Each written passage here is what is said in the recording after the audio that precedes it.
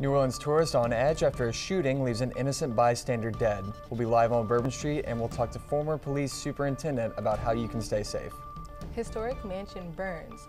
What firefighters are telling us now. Though the family made it out safe. And protesters angry about a controversial Mardi Gras tradition, and President Trump is set to meet with North Korean leader Kim Jong-un. We'll have all this and more on PAC News.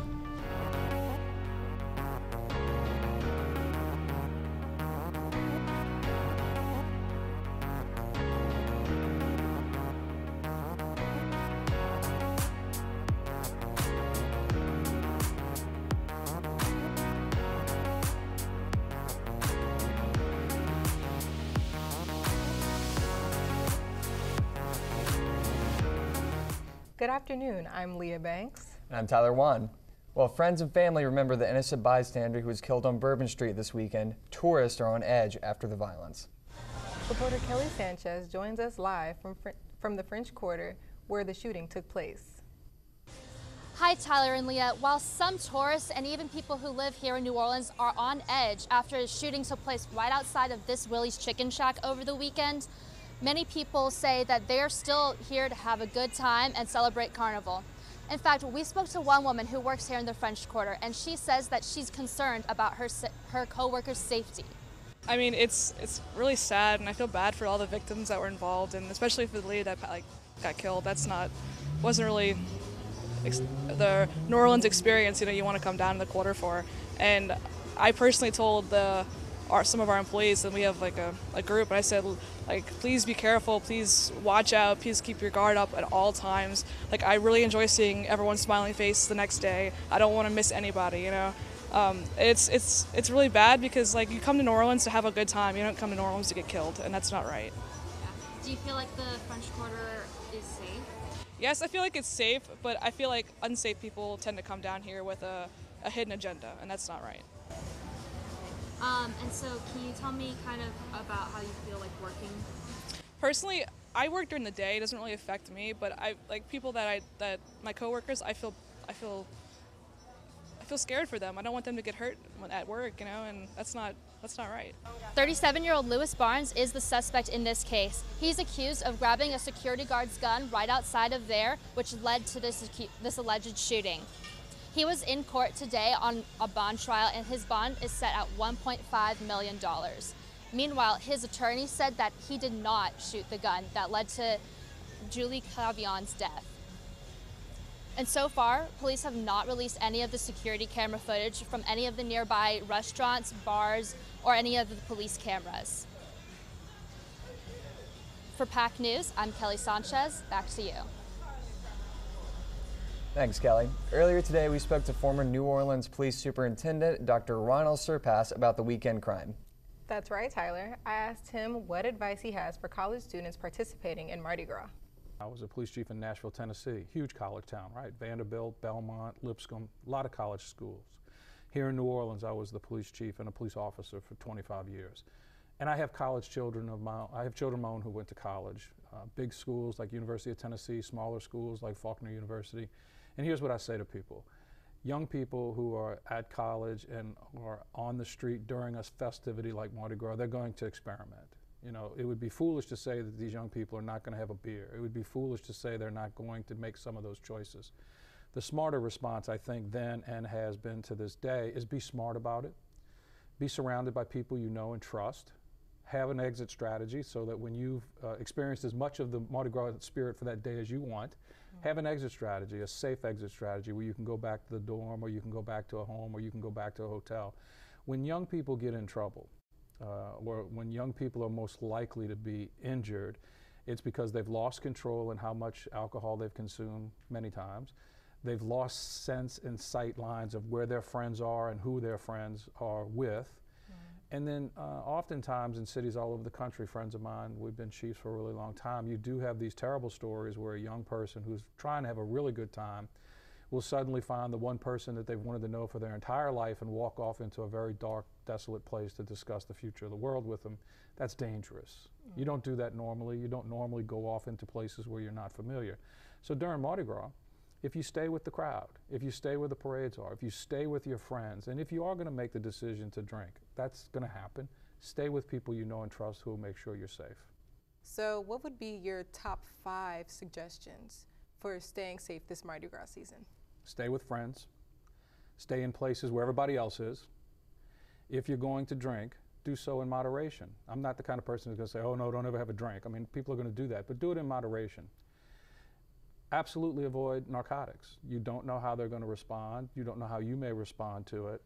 And fifth and foremost, find a cop and make a friend, right? The police officers in New Orleans who work Mardi Gras are trained almost as if it's a DNA thing. My first Mardi Gras was 1980, and the officers that trained me had been there since the 1960s. And this is what they said to me in 1980. They said, look, the way to survive this is be friendly with the crowd, because if you're in trouble, you need them. Be friendly with the crowd, because if you're in trouble, you need them.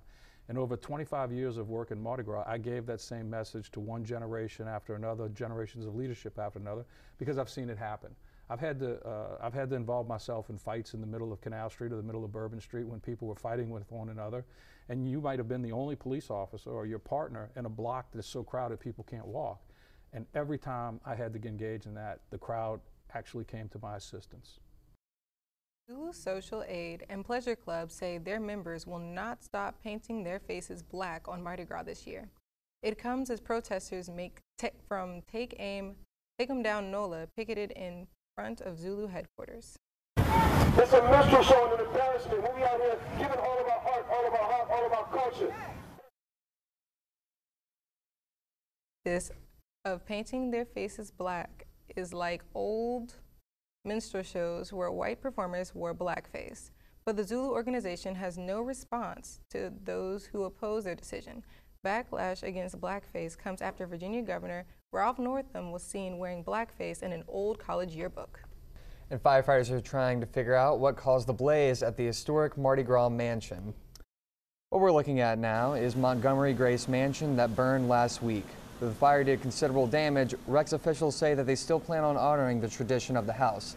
The King of Rex will still be stopping to toast 2525 St. Charles during the parade. Michael Cohen is set to begin 3 days of congressional testimony. All eyes are on what the former Trump loyalist, who has since turned against the president, may reveal. CNN's MJ Lee has a preview. I'm done with the lying. I am done being loyal to President Trump. That statement will be put to the test starting today. President Trump's former fixer and personal attorney Michael Cohen begins a whirlwind 3 days before Congress. Cohen starts behind closed doors with Senate intelligence and ends behind closed doors with House intelligence Thursday. He's expected to reveal what he knows about the president's dealings with Russia, including the Trump Tower meeting between campaign officials and a Russian attorney in June 2016, and a proposed Trump Tower in Moscow, the very project Cohen admitted lying to Congress about. What other light can he shed now that he's cooperating on issues of obstruction of justice or collusion? This week's headliner is Cohen's public hearing Wednesday in front of the House Oversight Committee, while President Trump meets with North Korean leader Kim Jong-un in Hanoi.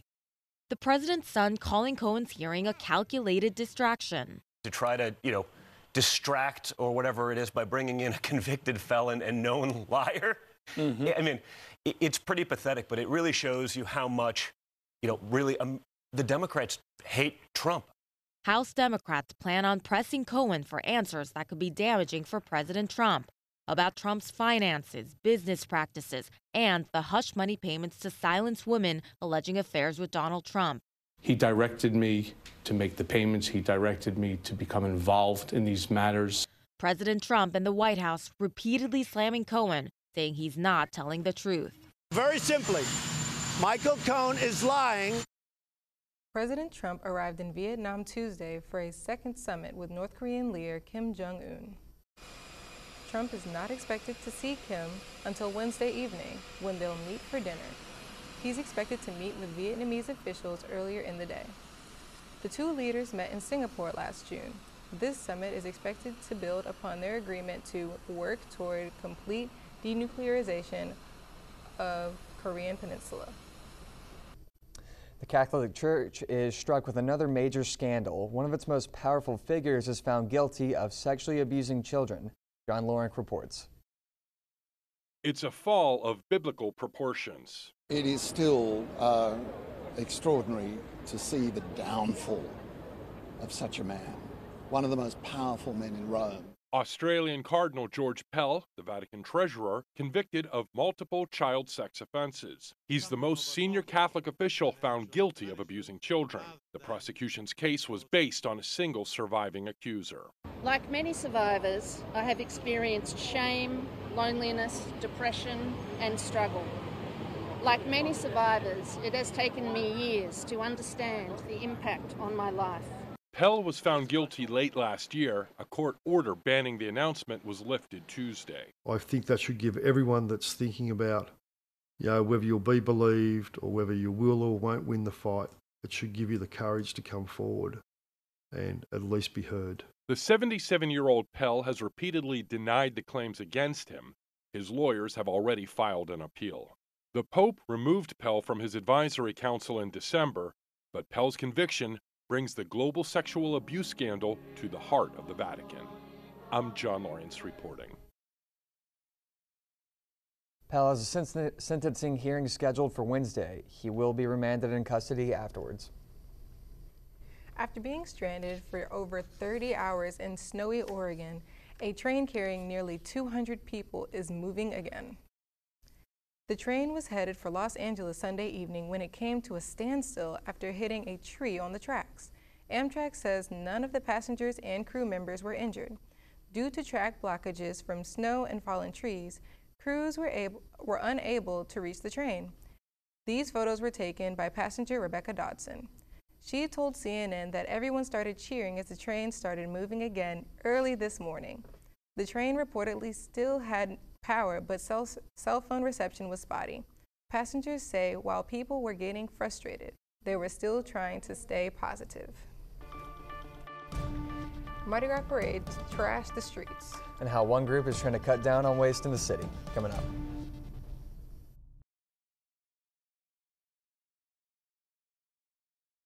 Because of you, I felt hopeless.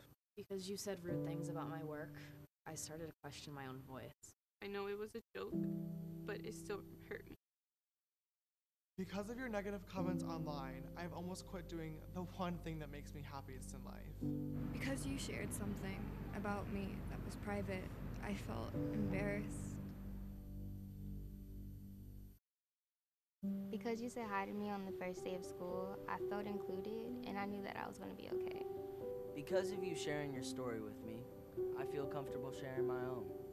Because you were there when I was coming out, you helped me regain my confidence. I'm still here today because of you.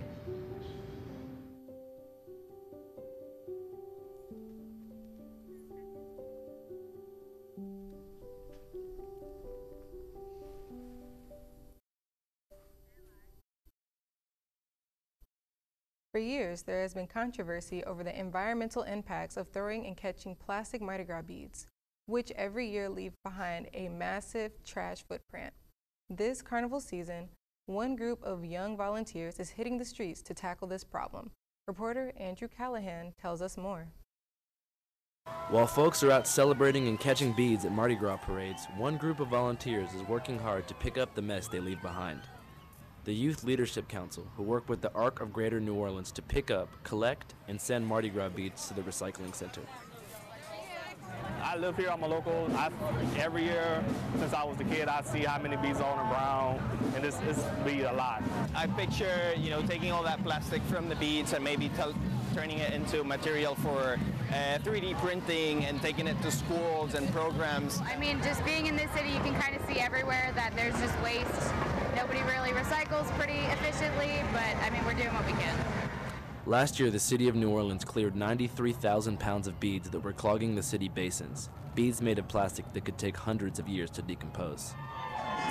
So if you're catching some beads this Mardi Gras season, you might want to consider recycling them. Many locals are excited about the opportunity to recycle their beads. I think that it helps to clean up the streets after Mardi Gras. I said, but at the same time, I think that it gives back to the community because the ARC recycles the beads. That's a great way to help the environment and to help the kids that are working there and give them purpose and something to do in life. The Youth Leadership Council will be hitting the streets again this coming Saturday for the crew of Iris and the crew of Tux. They will have 6 recycling stations along the St. Charles Parade route. This is Andrew Callahan, PAC News. For those interested in volunteering, sign-up is available at ylcnola.org. If you're into gardening, you know that composting is a good way to get a rich soil. Our reporter Yuri Oguma tells us more about DIY composting workshops. No matter how much I like this apple, I can't eat all of it. But instead of throwing it out, you can make a compost out of it. Green Project and All You Need Institute co-hosted a composting workshop. All You Need Institute co-owner Jordan Bontuella says not only composting reduces waste, but it improves the environment. Compost feeds the soil ecology and creates a healthier ecosystem. Composting kit is not a cheap item to get by. However, there's a way to make it by yourself. All you need is air, water, bacteria, food scrap, leaves, and a box.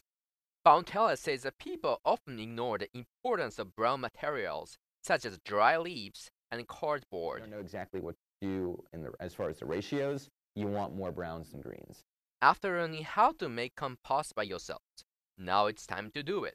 With tutorial and lecture, attendants quickly learn that making a composting box is an easy and simple task. I don't have to go out of my way to do this. I've never handled power tools before, but it was very easy. After half an hour hammering and drilling, people went back home with their own composting kit.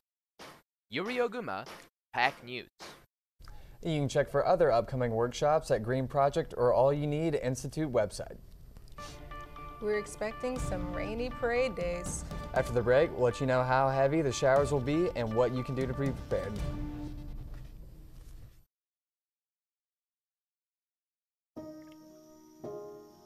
This is the story of a boy who didn't talk for a long time. The boy liked things to always be the same. Any changes would scare and upset him. The unknown was an unfriendly place.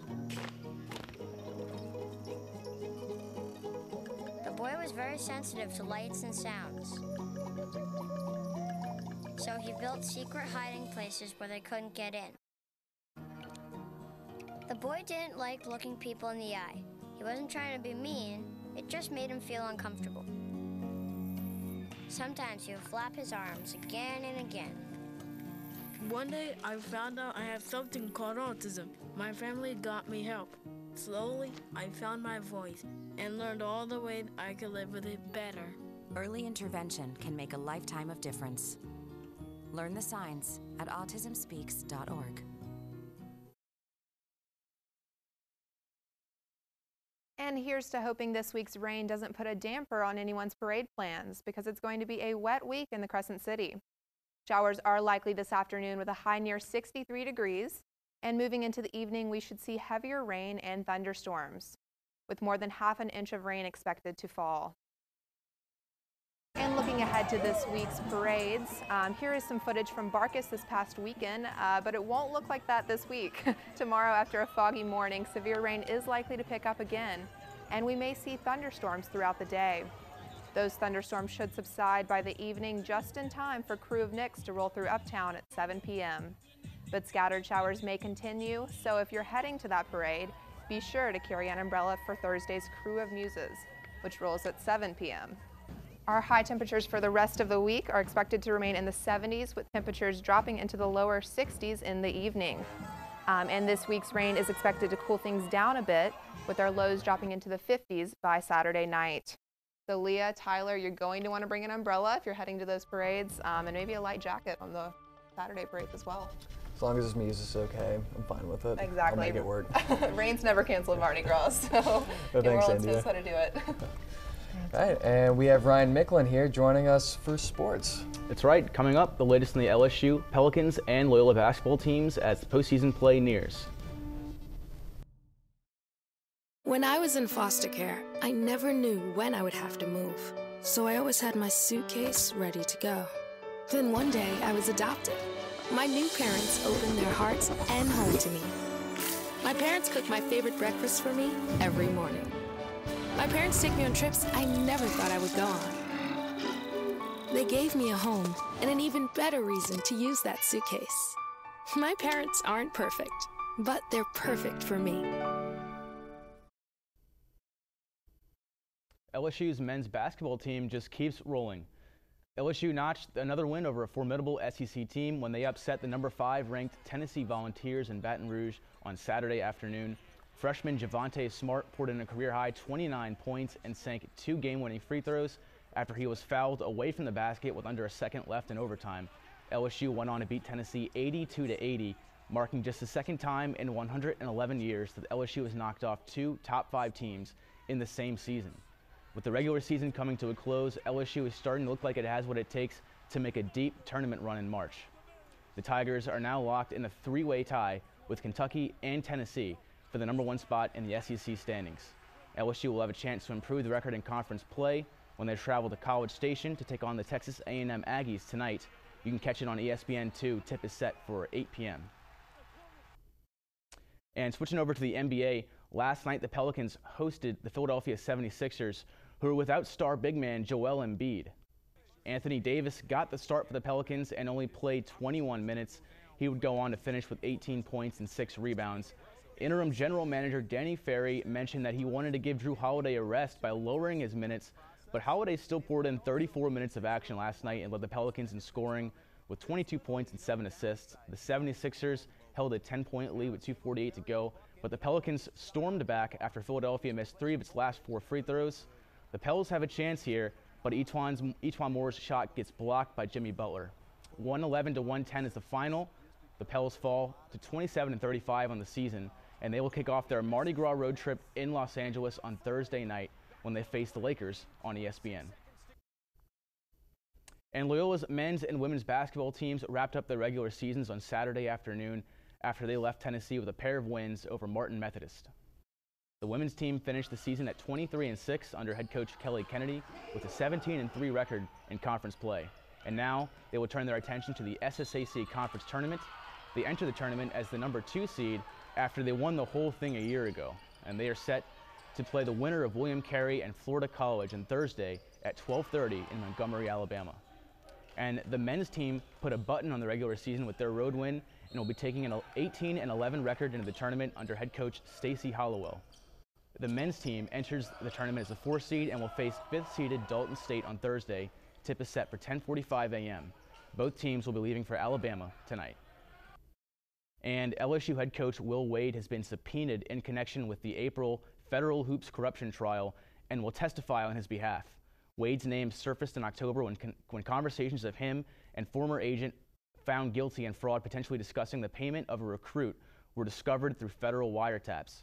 Wade brought in the number 3 ranked recruiting class a year ago and has his team squarely in the mix for an SEC championship in his 2nd season in Baton Rouge. Thank you, Ryan, and we look forward to hearing more about these wins. Right, and coming up, we'll tell you about arguably one of the cutest parades of the season. Your son wants to get a cat, but you're allergic. Do you A, prepare yourself,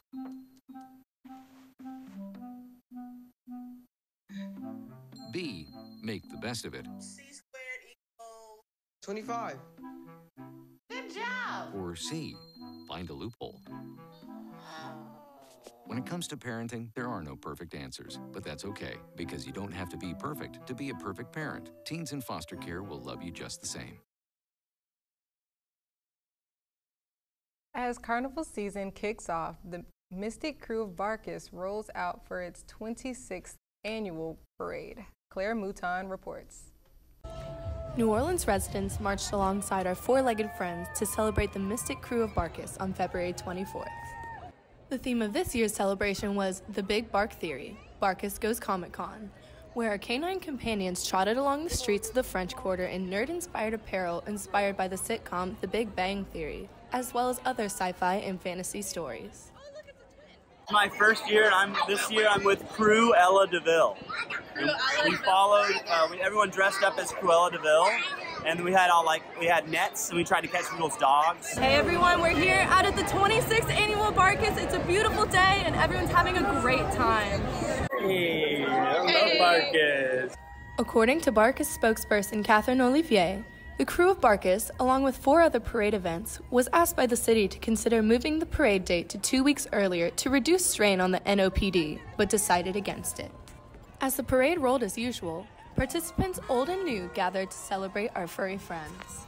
I've come a couple of years. This is the first time I've brought my dog, Napoleon. And then Jenna's from out of town, and she brought her new puppy, who is very relaxed. I've been bringing my dog to Barkus for 8 years. As the tradition continues, Barkus members encourage everyone to come out next year and celebrate man's best friend. If you want to walk alongside your little buddy in the parade, members encourage those who want to participate in the parade next year to register online. Claire Mouton, PAC News. To become a part of next year's celebration, register online at www.barkus.org. You a dog person, Leah? I am a dog person, actually. I'm planning on adopting a pit bull pup named Barkley. Oh, exciting. Maybe he'll roll through the next year's parade. I hope so. Well, anyway, that's the news. Thank you so much for watching. Have a good day.